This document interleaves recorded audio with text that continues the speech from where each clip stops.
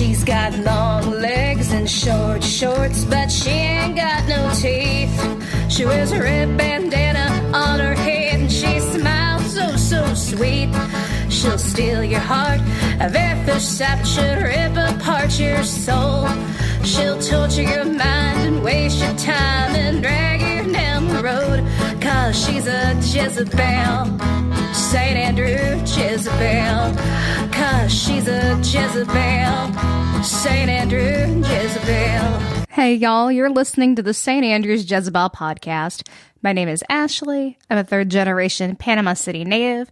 I play music, and I'm also a Floriopolis volunteer. This week, we welcome Henry Brigand of Beach 95.1 and also Keller Williams Realty. Henry is debuting his new podcast, which is called Sweet Home PCB, and it will be an extension of his morning show on Beach 95.1, and that's going to premiere sometime in the spring. Follow Henry on social media to get the updates for his upcoming show. For our old news segment, this one comes from the St. Andrews Bay News, March the 6th, 1928, and it tells about the St. Andrews Casino Orchestra. If you've been enjoying the podcast and would like to show your support, you can make a one-time donation on our coffee page. I'll link it in the show notes below. Also, you might notice that the podcast is currently 100% listener-supported. But if you'd like to sponsor an episode, just send me a DM and we can coordinate. For a more enhanced experience, follow the podcast on Facebook and Instagram. The podcast is now available to stream directly from Facebook. So if you want to show your support, please share this episode with all your salty friends. All right, I really hope you enjoy this interview with Henry Brigand. Sit back, relax, grab your favorite beer, and enjoy the show.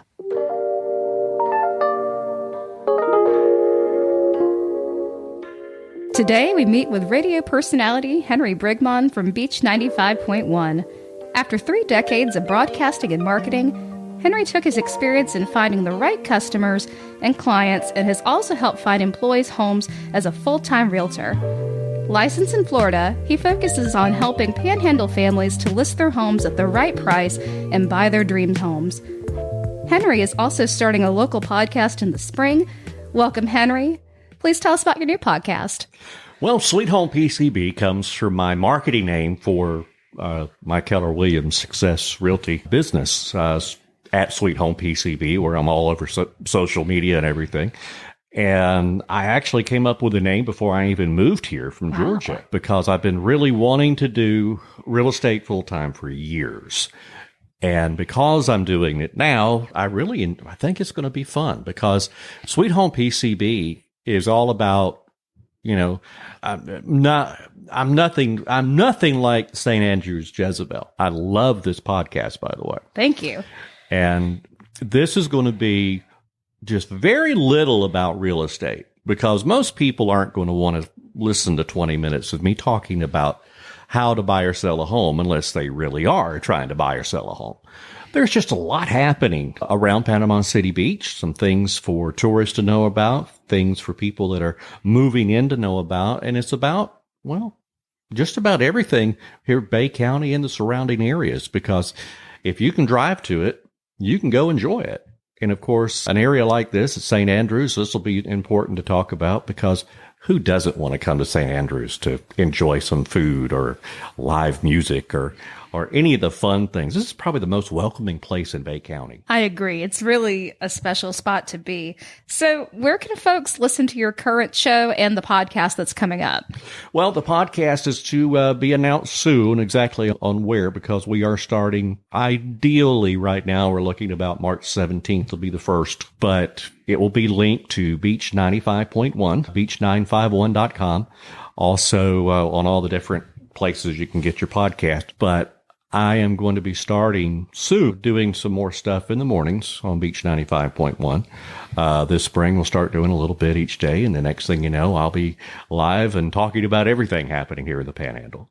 Well, that is exciting. I am excited to hear about it. And I'm sure there's others out there who think the same. So is this going to be a daily incarnation, or how often are you going to be rolling out episodes? Well, a Sweet Home PCB is going to come out weekly.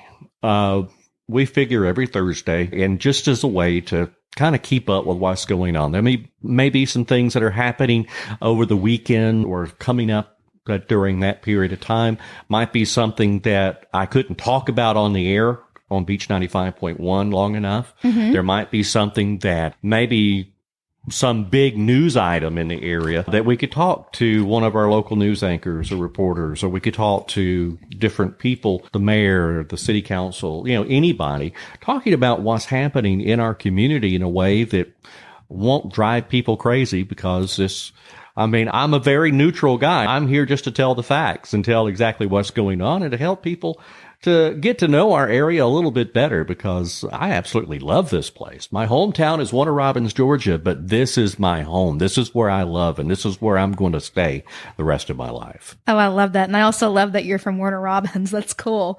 I saw Chubby Checker in Warner Robinson. Wow. I was coming home from a music festival and I needed somewhere to sleep, and the only town I recognized was Warner Robinson. So I stopped at a hotel and I saw some sort of an advertisement in my room that says Chubby Checker at some venue in Warner Robinson. So I got out of my pajamas and put on street clothes again. I went and saw the show. It is kind of funny, because I know we've had some interesting things happen over there. David Nolan, who's also on the radio station, and myself, we both worked together in Make It and radio for years. I was on Light Rock Z108 and then Z93.7. He was on Oldies 99.1. And always doing something together. And we just had so much fun. Now, the most fun I've ever had, I've got to say, has to be when we did the radiothons for the Children's Hospital. David took over when I left the station, and I just loved being out there with the kids and telling the stories about the great stuff that happens, at the local Children's Hospital. And of course, being able to do things for kids and families, that's really what pushed me to go a little bit deeper away from broadcasting and into other areas where I could help out people. That's amazing. And so what inspired you to add podcasting as a facet of your broadcasting career? Well, it's something where really I can't get everything that I want to talk about on a music-based morning show. Right. I can't really do that in a Facebook Live. I can't really do that in front of a group of people looking for just one specific area of real estate that they want to know. This gives me an opportunity to talk about the area. Gives me an opportunity to answer some questions about real estate, but not in a way that's salesy, not in a way that will make you, hey, call me, because people don't want to do that. In the 90s, you remember the car commercials, they were all just yelling at you and screaming at you. Well, we've gotten away from that. People do not want to be screamed at. People don't want to be sold. They want to be helped. So the whole idea of the Sweet Home PCB podcast is to help more than anything else. And I've been asked several times about the morning show when it starts, what are we going to do? And it's like, well, I won't be talking about real estate. I'll talk about, news, weather, fun stuff, things like that. But I keep them separate, because people who listen to the radio station, it's a very small percentage of people who are going to want to buy a house. They want to know what's going on. They want to know if the bridge is blocked. They don't really care about wanting to know what the latest interest rate is. If they want to, they can call me afterwards. Well, it sounds like a fantastic extension. In that you're coming from a place of wanting to help people. That just piques my interest even more. I just think that's fantastic. So let's shift gears a little bit. What inspired you to get into real estate? It goes back to my time in living and growing up in Warner Robins, right there at Robins Air Force Base, being around all these transit, people because of the base and because of the jobs around there. And of course, getting into radio and television where we move a lot. I had a opportunity to bring in some really great talent into Macon, and I needed to find places for them to live. And it really piqued my interest. And that was 20 years ago when I thought about first doing this. I actually went and took the exam in Georgia 20 years ago, but I never did anything with it. It didn't feel right. It didn't feel like this was the time. But when I had the opportunity to move here, I had to take it. And I started learning about it before Michael. I got started completely after Michael. Oh, wow. And my first full year full time was during a pandemic. So this has been a very interesting learning curve, but at the same time, I have been able to help people, and really whether or not they buy from me or not, if I help somebody, that's the most important thing. You're really coming from a good place. That's awesome. So what's your favorite thing about the real estate industry, and why do you think that there's so many people gravitating towards this field? It feels like every third person I talk to is either a massage therapist or a real estate agent. Well, they think the big money's there. They also like, hey, we can just go out there and have fun and just show houses, do whatever we want to. Well, it's a little bit more than that. It can be very heartbreaking when somebody who really wants this house, but financially they can't do it yet. I mean, it can be very hard. I think the hardest thing that I've seen is trying to deal with affordable housing and the fact that we really don't have as much as we need here. And it's been since Michael, there's a lot of different factors that have come up through there besides the typical inflation and the fact that, on the beach side especially, we had so many houses that became short-term rentals. So it makes a big difference for the folks that live here, as, and I know you're very much aware of, it takes a lot to get a home here. Thankfully, there are programs out here to help people. The Rehouse Bay, rather, and some of these other programs that help with down payment assistance and things like that. But that's the reason why I got into this, was because I wanted to be able to help people have that home. There is nothing better than to be able to provide for your family, to be able to have that home. We have a problem here where the prices are kind of crazy, but really the biggest part is trying to find the right home for everyone, and I mean everyone. It has to be that way. We have to be able to serve everyone and be able to do the best we can for each of them. A very big, bold opportunity for us to do that. It can also be a challenge because whether they're prepared financially, whether they did their homework and talked to a lender to get pre-approved so that we can go through the process faster, or if it was a situation where, they just need to take care of a few things on their credit report before we get started. I'll connect you to anybody to help you to get started. And when the day's right, I'm more than willing to help out people, but they have to be ready. They have to be able to do it. It's kind of like selling your house right now without a place to go. Right. And I do a lot. I do a lot of listings with condos. I've never had to buy a sign, which is very unique. I don't even have a yard sign for my real estate business. I haven't even bought one yet because I dealt mainly with condos and buying, buyers for houses. And, that's going to change at some point in the near future because people are going to be, it's going to be harder to buy condos. It's going to be easier to buy houses. And it's going to be, more people wanting to buy houses as the population grows in this area. And with the jobs coming, with things that are improving in our area, I really hope to be able to do that and get more people into housing when they're ready. And I hope that for you. I really hope that, we see that happen for both sides of the bridge. And what's something that no one has ever told you about the real estate industry that you wish you knew before you got into it? You have to not think about it as a 9-to-5 employed job. You don't have an employer except yourself. You're self-employed. You have to pay your taxes. That's the most important thing. You get this big old check from selling a house, and it's really not that big when you get the split that goes to your broker, the taxes, your expenses, Uncle Sam, of course, and then your family. Maybe you might have a little bit left, but you got to be smart with it because you need to be able to take care of those months where you don't have anything. The worst thing you possibly can do is just spend that entire check and not pay Uncle Sam, because that will get you into a lot of trouble. I think the worst part for me, though, was getting out of a career going into commission-only sales. But at least I still had a little bit of something. Right. Had some benefits. I had, a guarantee of something. Well, in real estate, you don't. Basically, you don't get paid until closing. Right. Until the home closes. You can show 100 houses to somebody and they end up going with somebody else. Breaks your heart, that you couldn't help them. But, it also doesn't pay you.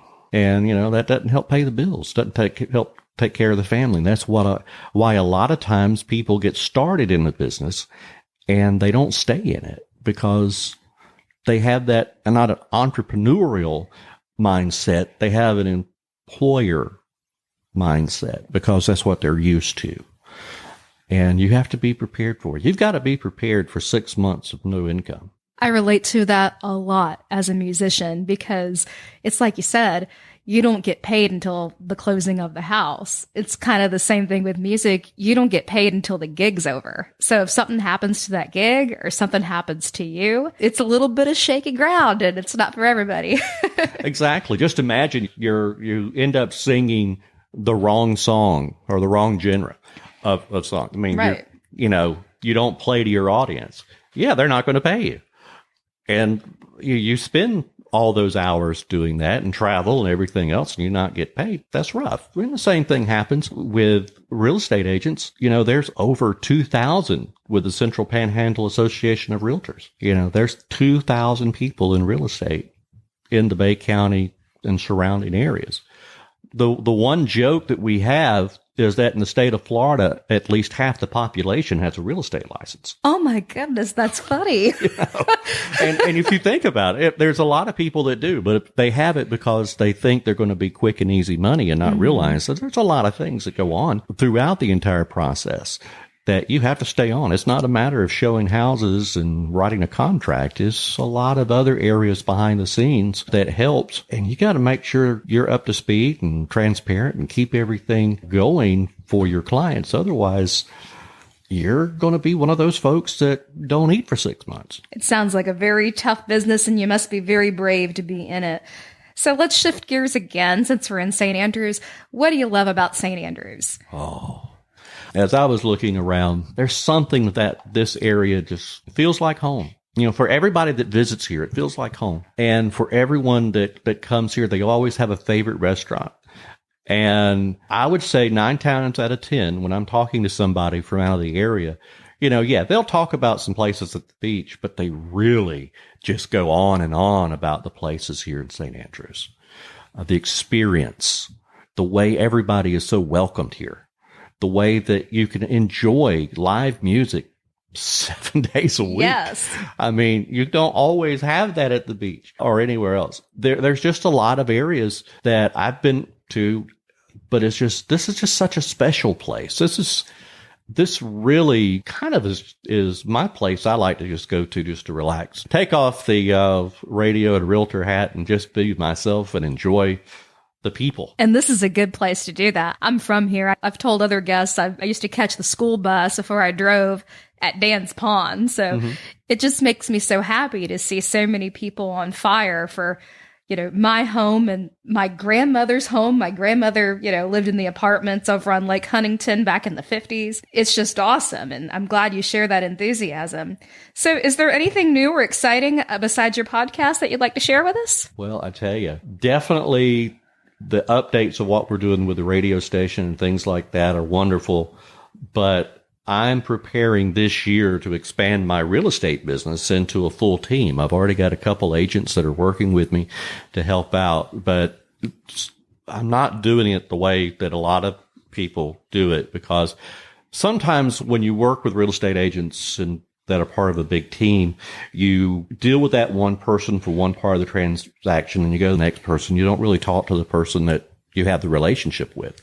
Well, I'm working it to where, if I'm bringing you in from the beginning, I'm taking you to the end. I'll have some people to help me out, but I'll make sure that I'm taking care of you the entire process before, during, and after. And I've got some like-minded people that are joining me as we begin Team Sweet Home PCB at Keller Williams Success Realty and really sell the Panhandle, help out, the entire Panhandle. I think that was one of the reasons why I bought that domain too. Sellingthepanhandle.com was smart move. I wanted to be out there for everyone.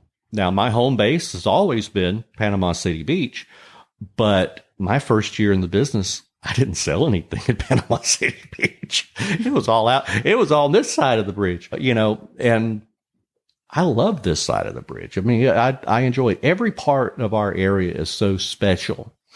Every area has something very unique about it, but it feels like home because it is. It's definitely home, and it's very special and very salty. So with all that being said, how can folks find you online and beyond? Well, the best way to do it, of course, social media, very easy, at Sweet Home PCB. Online, sellingthepanhandle.com, also sweethomepcb.com. I'm on at Beach 95.1 on Facebook. I'm the one that gets up early in the morning and talks about the weather, types that out. What time is that? Oh, Lord, 5 o'clock in the morning. But then I'll be live from 6 to 9 coming up later this spring. So that ought to be interesting, on top of doing my real estate work. And I'm doing my and actually I have a morning show studio that's in my office at Keller Williams. So I'll be broadcasting away from the main studio downtown. I'll be actually here in my office, and it's pretty cool. I might have to invite you to come over when we start the podcast, because you'll be amazed. You'll think it's an anchor desk. I mean, it seriously, I think the folks at Channel 7 stole my idea for a desk, because the top of their desk looks like my desk in my office that I built that. I don't think they didn't really. I'm joking. I can't wait to see it. I'm joking, Nisa. Yeah. Nisa, I've known Nisa since I was in, first grade. I don't want to make her mad.